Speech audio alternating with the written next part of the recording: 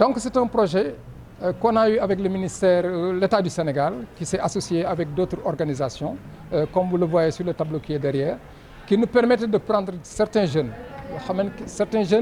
qui étaient peut-être plus ou moins sensibles à faire de l'immigration clandestine, de l'immigration de manière générale. Parce qu'en fait, on dit toujours immigration clandestine, mais pour moi, c'est un terme que je révoque.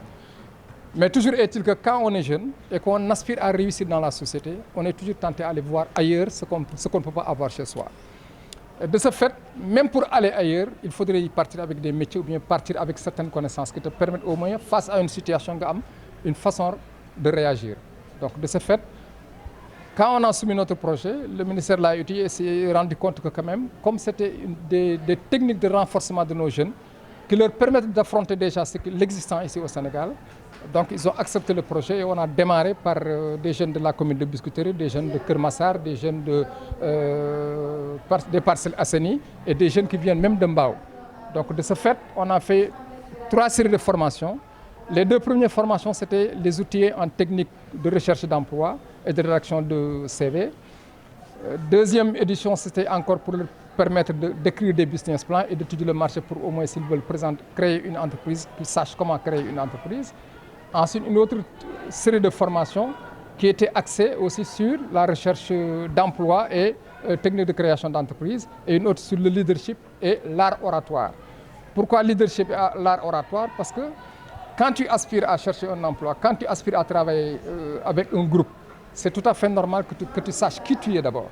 Parce que faire un leadership, si tu ne sais pas qui tu es, quelque part, peut-être tu risques de ne pas aller trop loin. Et les gosses, ils sont plus ou moins perdus par rapport à ce qu'ils recherchent dans la vie. C'est parce qu'ils ne se mesurent pas. Quelles sont leurs capacités réelles? Ils ne font jamais d'analyse. Le soir, avant de me coucher, au moins, moi qui veux aller chercher un emploi, quelles sont vraiment les réelles compétences dont je dispose pour aller chercher un emploi? Et si je dois aller chercher un emploi, quel emploi devrais-je aller chercher? Donc tous ces jeunes-là, il faut les ramener à ce qu'ils puissent comme au moins s'auto-évaluer. Et quand tu t'auto-évalues, tu sais maintenant où est-ce que je dois aller, où est-ce que je dois poser les pieds pour aller rechercher un emploi. Maintenant, l'art oratoire, c'était tout à fait normal que tu leur amènes aussi à ce qu'ils comprennent c'est quoi l'art oratoire. Quand on leur demandait en début de formation de se présenter, on se rendait compte que pratiquement 90% étaient plus ou moins incapables de parler d'eux-mêmes, de se présenter. Je suis un tel, je fais ceci, je fais cela, pour au moins que ton interlocuteur sache qui tu es. Donc de ce fait, on se dit qu'il y a, excusez-moi, il y a un réel besoin d'apprendre à ces jeunes-là d'affronter un public. Parce que souvent, ce qu'ils ont, c'est d'avoir peur de parler en public. Et quand on commence à travailler, on se rend compte que le réel handicap, c'est cette peur-là. Et pratiquement tous les grands communicateurs te disent que cette peur-là, ça fait pratiquement une des peurs, comme la peur de la mort. Donc c'est pratiquement la deuxième peur le plus répandue au monde, quoi, la peur de parler en public. Donc comme ce n'était pas un projet très vaste dont le financement était assez colossal, assez modeste, on a formé que 45 jeunes. Vous me direz que c'est une goutte d'eau, mais quand même au moins à ces jeunes-là, on leur a permis de savoir qui ils sont, de pouvoir se mesurer, de savoir au moins où est-ce qu'ils vont poser leurs pieds chaque fois qu'ils doivent affronter un point dans la société. Quand il s'agira de parler en public, avec les exercices qu'on a eu à leur donner, des exercices qu'on a fait ensemble, ils sauront, quand ils ont le trac, comment faire pour au moins dominer ce trac-là. Parce que pratiquement c'est... Bon, des problèmes à proprement parler, non. Parce que les jeunes ont répondu massivement. Donc, mais le seul problème que tu as, c'est d'ordre pratiquement le public que tu affrontes. Leur niveau et leur capacité à affronter la vie. Et c'est en discutant que tu te rends compte qu'il y a beaucoup de faiblesses que nos jeunes ont. C'est un échantillon, ça. Hein. Mais si tu l'élargis, tu te rendras compte que nos jeunes ont de réels problèmes de pouvoir apprécier ce qui les entoure. L'État a énormément de programmes.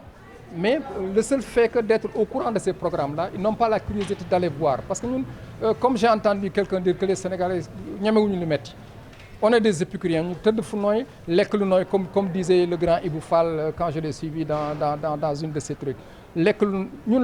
C'est ce qu'on a, quoi. On aime la vie plus ou moins facile. La preuve, regardez, quand vous parcourez Dakar, tous les gosses qui sont à Jakarta, la plupart du temps, quand vous le regardez, c'est des Guinéens, c'est des jeunes qui ont quitté leur pays, qui sont là, qui sont en train de se bagarrer. Tu verras rarement un jeune Sénégalais prendre un tricycle et puis aller faire ce genre de boulot-là. Parce qu'on est habitué à faire le Noël, comme on dit. Regarde dans les boutiques, dans les coins, c'est quasiment aussi la même chose. Rarement vous allez voir des Sénégalais gérer une petite boutique dans leur rue. Pourquoi? Parce que Il y a quelque part, ils n'ont pas été préparés à affronter le monde et savoir que tout ce qu'on peut avoir demain, c'est à nous de le bâtir à part nous. Il y a énormément de possibilités dans ce pays-là, mais les gauches, il faut les informer par rapport à tout ça. Il faut qu'ils comprennent qui ils sont.